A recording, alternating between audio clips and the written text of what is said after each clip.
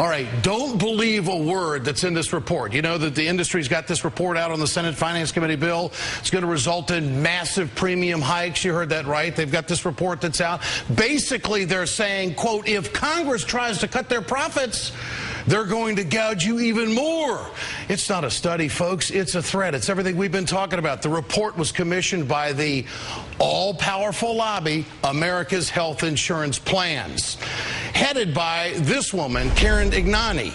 Now, but just hang on a second. Don't get confused here, because, you see, like when I saw the story, I thought, no, wait a minute. I thought the White House cut a deal with the insurance companies, and the deal was simple. The president wouldn't attack them for preying on American families, and the insurance industry wouldn't launch a public campaign against health reform in this country. Remember that? That was back in March when the president brought all of the industry leaders to the White House, and the industry lobby said they wanted to work with him. I know people are afraid we'll draw the same old lines in the sand and give in to the same entrenched interests and arrive back at the same stalemate that we've been stuck in for decades. But I'm here today, and I believe you are here today, because this time is different. We want to work with you. We want to work with the members of Congress on a bipartisan basis here. You have our commitment. We hear the American people about what's not working. We've taken that very seriously. You have our commitment to play, to contribute, and to help pass health care reform this year. Good. Thank you, Karen. That's good news. That's America's health insurance plans.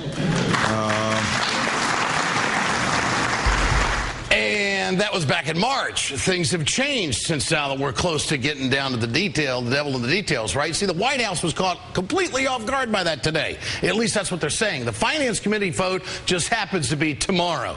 Here's the statement from the Democrats on the Finance Committee. Quote, this report is untrue, disingenuous, and bought and paid for by the same health insurance companies that have been gouging too many consumers for too long.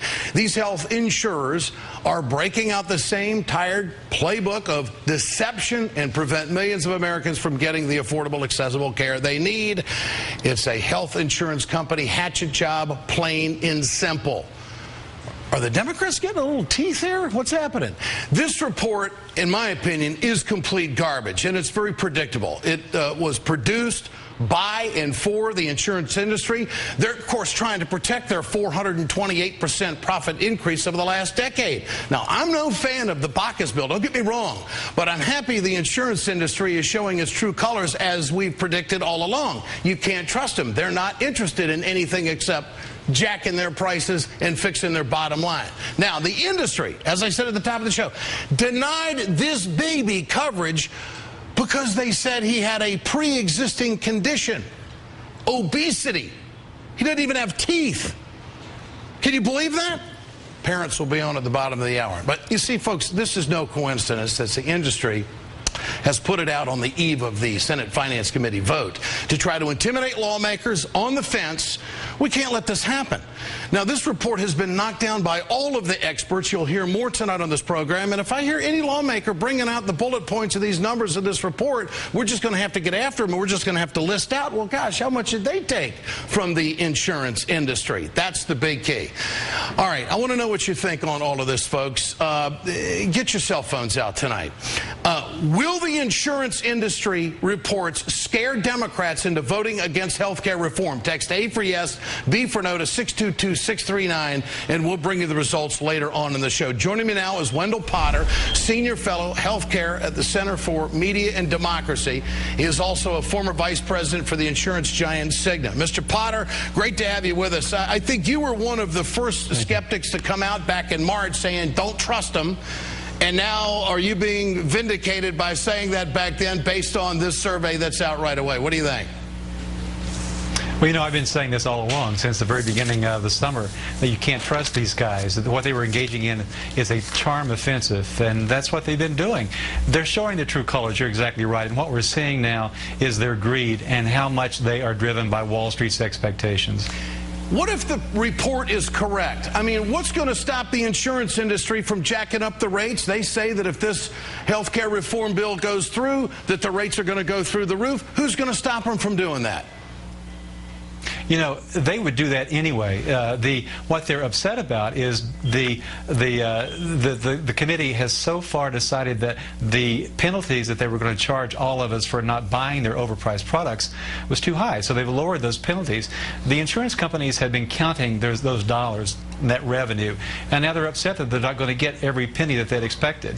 So yeah, they'll jack their rates up. You can take that to the bank.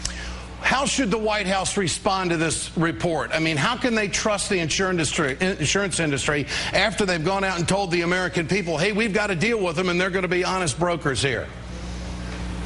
Well, clearly, the White House needs to take the gloves off, and so does Congress. I think that maybe Congress will finally see that these people had no intention of working in good faith with them.